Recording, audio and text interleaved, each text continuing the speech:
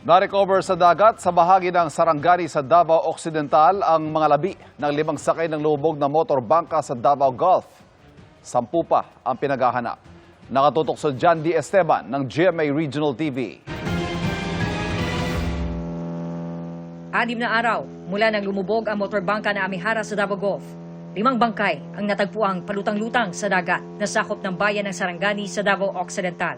Ngayong umaga po, nagkaroon po tayo ng report galing po sa ating PCJA vessel.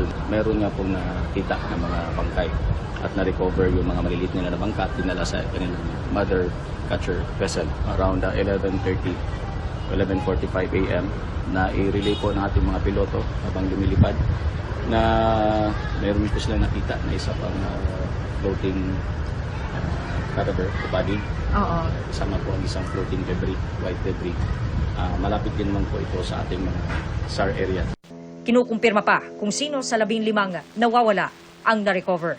Ihahati ng mga bangkay sa Balot Island, Davao Occidental sa kaililipad sa Davao City. Kinumpirma rin ng Coast Guard District Southeastern Mindanao na may nakitang puting debris at mga kulay orange na palutang-lutang kung saan nakita ang mga bangkay. Pero hindi na nagbigay ng detalye kung ito ba ay life vest at kung suot ba ito ng mga nakitang bangkay. Matatanda ang may kumalat na larawan sa social media, makikita ang 7 tao na naka-life vest sa dagat at may puting debris.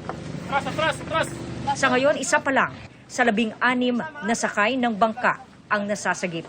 10 pa ang pinaghahanap. Mula sa GMA Regional TV 1 Mindanao, John D. Esteban, nakatutok 24 oras.